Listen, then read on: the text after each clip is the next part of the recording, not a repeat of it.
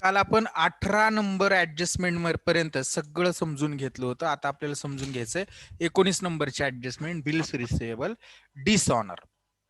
आता bills payable dishonour. Bills रिसिवेबलच्या बाबतीत मी तुम्हाला काय सांगितलं होतं की सेल्स असतात. कालचं थोडं रिवाइज करतो. सेल्स असतात बरोबर ना.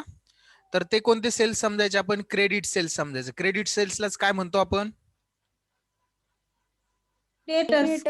डेटर्स म्हणतो. Very good. क्रेडिट सेल्सलाच डेटर्स. असे डेटर्स आपला एक व्यक्ती असतो का? अनेक व्यक्ती असतात बरोबर. मग एखाद्या व्यक्तीच्या नावाने आपण त्या व्यक्तीशी झालेल्या व्यवहाराचा पुरावा म्हणून उधारीवरच्या व्यवहाराचा एक बिल क्रिएट करतो आणि त्याला आपण म्हणतो बिल्स रिसिवेबल. कारण की त्या व्यक्तीकडून, त्या डेटर्स कडून आपल्याला पैसे येणे असतात. म्हणजे डेटर्स मधली मी तुम्हाला उदाहरण देत असताना 2,000 रुपये अमाऊंट सांगितली होती की 2,000 रुपयाचं जर बिल क्रिएट केलं तर डेटर्स काय होणार आहेत आपले? कमी होणार आहेत ज्यावेळेस ते बिल क्रिएट होईल त्यावेळेस. म्हणजे डेटर्स होतील 8,000 रुपयाचे आणि बिल होईल 2,000 रुपयाचे. अशी टोटल असेट मध्ये फरक पडणार नाही आपल्या. फक्त काय आहे, उदाहरणार्थ हा एक पाव आहे बरोबर, आणि या पावाचे आपण 2 तुकडे केले.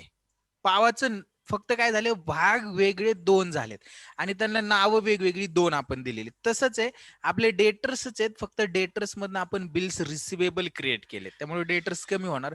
आणि 2 महिन्यानंतर आपण ह्या 2,000 रुपये ज्यावेळेस त्याला मागू त्यावेळेस तो जर नाही म्हटला पैसे द्यायला, त्याच्याकडे नसतील, तर ते बिल रिसिवेबल काय झालं? डिसऑनर झालं. आणि डिसऑनर झालं की बिल्स रिसिवेबल आपलं आता राहणार नाही, ते बिल आता कॅन्सल होईल. बिल कॅन्सल झाले की बिल्स रिसिवेबल कमी होतात आणि पुन्हा एकदा हे 2,000 रुपये आपल्या डेटर्स मध्ये इन्क्लूड होतात. त्यामुळे ही ऍडजस्टमेंट मी तुम्हाला काल चांगल्या पद्धतीने समजून सांगितली होती. काल समजली का सर्वांना? हिचा इफेक्ट काय करतो आपण? लेस करतो. कशातनं? लेस कशातनं करतो आपण? स्क्रीन दिसते ना सर्वांना?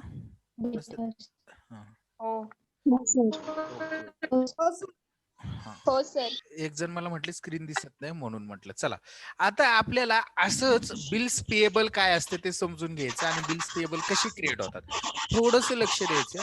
जसं बिल्स रिसिवेबल, आवाज येतो कोणाच तरी, म्यूट करा जरा. अनिकेत रासकर. जसं काय मी म्हटलं होतं, क्रेडिट सेल्स मधनं डेटर्स क्रिएट होतात, डेटर्स म्हणतो आपण त्यांना. तर क्रेडिट परचेसला काय म्हणणार आपण? क्रेडिटर्स. बरोबर. क्रेडिट परचेसला काय म्हणू आपण? क्रेडिटर्स म्हणू. Very good. आता क्रेडिटर्स म्हणजे काय? आपण उधारीवर माल परचेस केलेला आहे किंवा ज्यांना आपण पैसे देणार आहोत अशांना आपण क्रेडिटर्स म्हणणार. आता एक गोष्ट या ठिकाणी लक्षात ठेवायची की आपण ज्यावेळेस माल परचेस करतो तसा ज्याच्याकडून आपण माल परचेस केलेला आहे तो देखील आपल्या नावाने एखादं बिल काढू शकतो. आपण परचेस केला, आपल्या नावाने जर एखादं बिल काढलं, त्यांनी बिल क्रिएट केलं, तर आपले क्रेडिटर्स म्हणजे उदाहरणार्थ त्याला आपल्याला आपले 10,000 रुपयाचे क्रेडिटर्स आहेत. आपण एका सप्लायर कडून 2,000 रुपयाचा माल घेतलाय आणि त्यांनी 2,000 रुपयाचा, आपण हे मालाचे पैसे 2 महिन्यानंतर देणार आहोत, 2,000 रुपयाचं बिल क्रिएट केले आणि आपल्याकडे दिले. व्यवहाराचा पुरावा आपल्याकडे म्हणजे आपल्याकडे पाठवलं, आपण त्याच्यावर सही केली आणि ते त्याला रिटर्न परत केलं. तर ह्या व्यवहाराचा पुरावा म्हणून त्या क्रेडिटरकडे ते बिल राहणार आहे. आणि हे बिल्स ज्या वेळेस या बिलाचे पैसे 2,000 रुपये तो आपल्याला मागेल, आपण याचे पैसे जे दिले नाहीत तर ते काय होतं? Very good. काय होतं? डिसऑनर होतं बिल. आणि बिल जर डिसऑनर झालं, आता क्रेडिटर बघा, ज्यावेळेस बिल तयार झाले त्यावेळेस 10,000 रुपयाची क्रेडिटर होते. बिल्स तयार झाल्यामुळे ते 2,000 रुपयाचं बिल पेएबल झालं. बिल्स पेएबल झालं म्हणजे आपले क्रेडिटर किती राहतील? फक्त 8,000च राहतील. आणि हे बिल ज्यावेळेस आपल्याला द्यायची वेळ आली, आपल्याकडे पैसे नाहीत म्हणून आपण त्याला म्हटलं आता पैसे नाही, देऊ शकत नाही, बिल कॅन्सल झालं. बिल्स पेएबल कॅन्सल झालं, परत हे बिल काय होईल? आपलं क्रेडिटर मध्ये येऊन ऍड होईल. म्हणजे आपले पुन्हा क्रेडिटर किती होतील? 10,000 रुपये होतील. 10,000. हा, म्हणजे बिल्स जर पेएबल डिसऑनर झाले, बिल्स पेएबल, तर ते बिल्स पेएबल मधनं लेस होईल आणि आपल्या क्रेडिटर मध्ये काय होईल? ऍड होईल. आणि दोन्ही इफेक्ट बॅलन्स शीटच्या लायबिलिटी साइडलाच असतात. त्यांनी बघा तेच सांगितलेले या ठिकाणी की add the amount of bill dishonour on sundry creditors कशात ऍड करायची? जे बिल डिसऑनर झाली त्याची अमाऊंट आपण आपल्या सन्ड्री क्रेडिटर्स मध्ये काय करणार आहोत? ऍड करणार आहोत बॅलन्स शीटला, बॅलन्स शीटच्या लायबिलिटी साइडला. आणि डिडक्ट म्हणजे काय? लेस करणार. कशातून? आपल्या बिल्स पेएबल मधून लेस करणार. जी अमाऊंट बिलाची डिसऑनर झालेली अमाऊंट आहे ती सुद्धा आपल्या लायबिलिटी साइडलाच असेल. ही अशा पद्धतीची ऍडजस्टमेंट आहे. समजली का सर्वांना? क्लिअर का? हो सर. चला पुढे जाऊया. हो, सर. पुढची पहा, deferred revenue expenses of advertisement paid for 5 years. आता ऍडव्हर्टाइजमेंट साठीचा खर्च केला एकदमच 5 वर्षाचा, बरोबर. उदाहरणार्थ 10,000 रुपये ऍडव्हर्टाइजमेंट साठी आपण केले 5 वर्षासाठी. किती वर्षासाठी? 5 इयर्स साठी. एकच मिनिट हा. 10,000 रुपये खर्च केला आपण, 10,000 रुपये ऍडव्हर्टाइजमेंटचा. किती वर्षासाठी? 5 वर्षासाठी. आता अकाउंटिंग आपलं या वर्षीच आहे. पुढल्या 5 वर्षाचा एक्सपेन्सेस, 4 वर्षाचा एक्सपेन्सेस आपण एक्स्ट्रा करून ठेवलाय. म्हणजे आपल्याला हा एक्सपेन्सेस कसा डिवाइड करावा लागेल? 5 भागामध्ये डिवाइड करावा लागेल, बरोबर ना? म्हणजे पहिल्या वर्षी किती येईल, दुसऱ्या वर्षी किती येईल, तिसऱ्या वर्षी किती येईल, चौथ्या वर्षी किती येईल आणि 5व्या वर्षी किती येईल. 5 भागामध्ये डिवाइड करावं लागेल. 10,000 रुपये खर्च आहे. प्रत्येक वर्षी किती आपल्याला गृहीत धरावा लागेल? तो 2,000 आहे प्रत्येक वर्षी, बरोबर.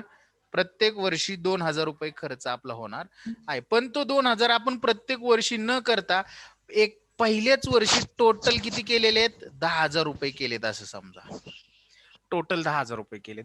म्हणजे आता या 10,000 रुपये जर आपण या वर्षी खर्च दाखवलेला असेल आणि एक्स्ट्रा 4 वर्षाचा याच वर्षी केलेला असेल, तर हे 10,000 या वर्षीचे आपण फक्त किती दाखवणार एक्सपेन्सेस म्हणून? 2,000. 2,000 एक्सपेन्सेस म्हणून दाखवणार. कुठं दाखवणार रे आपण हे 2,000 एक्सपेन्सेस म्हणून? डेबिट साईडला. कुठं दाखवणार? प्रॉफिट अँड लॉस अकाउंटच्या डेबिट साइडला, म्हणजेच पीडी. त्याचं शॉर्ट फॉर्म मी पीडी असा लिहितो, profit and loss account debit side. हे क्लिअर का सर्वांना? हे 2,000 रुपये दाखवणार ते. हो. या 10,000 जर 2,000 गेले, राहिलेले जे 8 असतील, 10 मधनं 2 आपण वजा केले तर राहतात 8,000 रुपये. तर हे 8,000 रुपये आपलं आता काय, हे भविष्यात आपण याचा बेनिफिट घेणार आहे. बघा, हे पुढचं वर्ष, पुढच्या 4 वर्षामध्ये याचा बेनिफिट आपण घेत राहणार आहे. मग हे राहिलेले जे 8,000 ज्याचा बेनिफिट इन फ्युचर मध्ये आपण घेणार आहोत, त्याला आपण काय म्हणतो? असेट म्हणतो. म्हणजे हे 8,000 आपल्याला कुठं दाखवावं लागतील? आपल्या बॅलन्स शीटच्या असेट साईडला. असेट साइडला. पण ते हा खर्च आहे ऍक्च्युली, पण तो ऍडव्हान्स मध्ये पेड केलाय, म्हणून त्याला काय म्हटलं जातं? कोण सांगते बरं मला?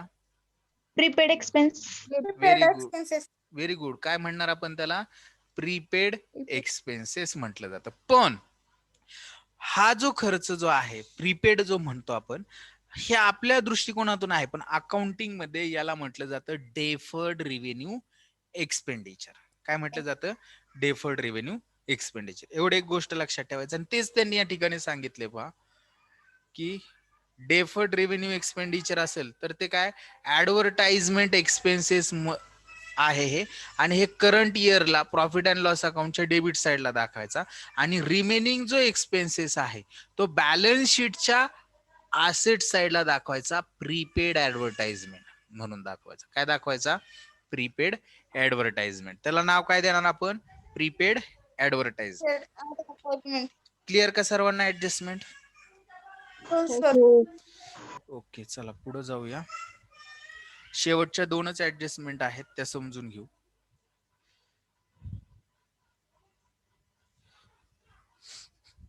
ओके, चला बघा. Revenue receipt include capital receipt that is sales goods include in sales of furniture. म्हणजे काय होतं माहिती का? काही वेळेस रिव्हेन्यू रिसिप्ट मध्ये कॅपिटल रिसिप्ट इन्क्लूड दाखवलेलं असतं. म्हणजे काय, की उदाहरणार्थ आपण काय केलेले? सेल्स ऑफ गुड्स असेल तर त्या सेल्स ऑफ गुड्स मध्ये आपण फर्निचर, एखादी असेट विकलेली असेल तर ते सुद्धा इन्क्लूड केलेलं असतं. मग अशा वेळेस सेल्स मधनं ते काय करावं लागतं ना? असेट विक्रीचे पैसे ऍड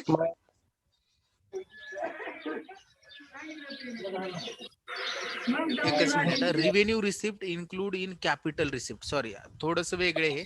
कॅपिटल रिसिप्ट मध्ये रिव्हेन्यू रिसिप्ट इन्क्लूड आहे. म्हणजे फर्निचर विकले, हो, फर्निचर विकलेलं आहे आणि ह्या फर्निचर विकलेल्या पैशामध्येच आपण उदाहरणार्थ सेल्स केलेला असेल तर ते सेल्सचे पैसे सुद्धा काय केलेले आहेत, इन्क्लूड केलेले आहेत. तर आपल्याला ते फर्निचर मधनं काय करावे लागतील,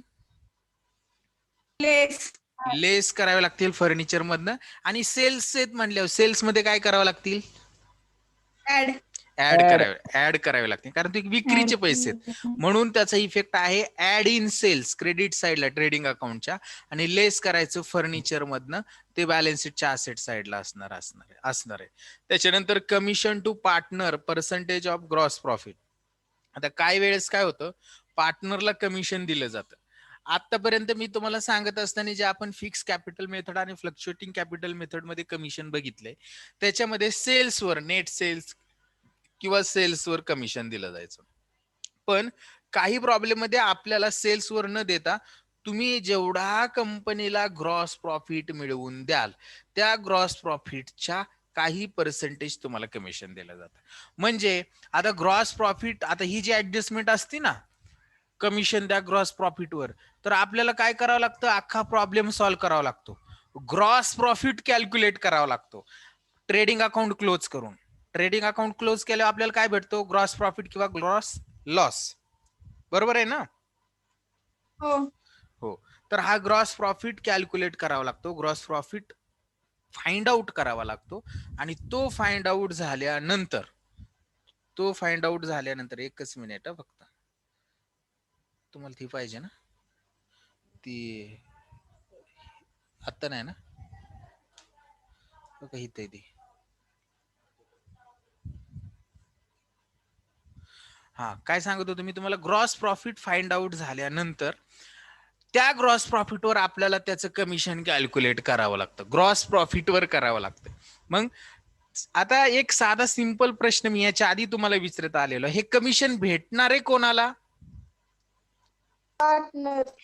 पार्टनरला भेटणार आहे. आणि जे पार्टनरला भेटतं ते पार्टनरच्या दृष्टिकोनातून इन्कम असतं. मग पार्टनर्स कॅपिटलच्या कुठं लिहितो ते आपण, क्रेडिट. व्हेरी गुड, क्रेडिट साइडला. आणि देणारे फर्म म्हणजे फर्मच्या दृष्टिकोनातून काय आहे तो, एक्सपेंडिचर. काय आहे, लॉस, किंवा त्याला आपण काय म्हणू, खर्च आहे. फर्मच्या दृष्टिकोनातून एक्सपेन्सेस आहे तो, काय म्हणू, एक्सपेन्सेस. मग हा एक्सपेन्सेस आपण फायनल अकाउंट क्रिएट करतोय, कुठं दाखवतोय, all expenses and losses, debit अकाउंटला. डेबिट साइडला दाखवतो. कशाच्या, प्रॉफिट अँड लॉस अकाउंटच्या डेबिट साइडला. आणि पार्टनरच्या दृष्टिकोनातून तो इन्कम आहे, त्याला भेटणारे पैसे आहेत, म्हणून पार्टनर्स कॅपिटल अकाउंट किंवा करंट अकाउंट असेल तर त्याच्या कुठं दाखवणार, क्रेडिट साइडला आपण दाखवणार आहोत. तर ह्या झाल्या सगळ्या ऍडजस्टमेंट. आता आपल्या फक्त हिडन ऍडजस्टमेंट राहत आहेत आणि काही महत्वाची इम्पॉर्टंट पॉइंट राहत आहेत. तर मी आज फक्त एवढंच होतं की लेक्चरला सुट्टी व्हायला नको म्हणून मी लेक्चर नाही बुडवलं. तर आज इथपर्यंतच थांबू, मला थोडंसं काम आहे. आपण संध्याकाळी 8 वाजता हिडन ऍडजस्टमेंट समजून घेऊ, चालेल ना? Okay sir. हो सर. ओके, चालतंय.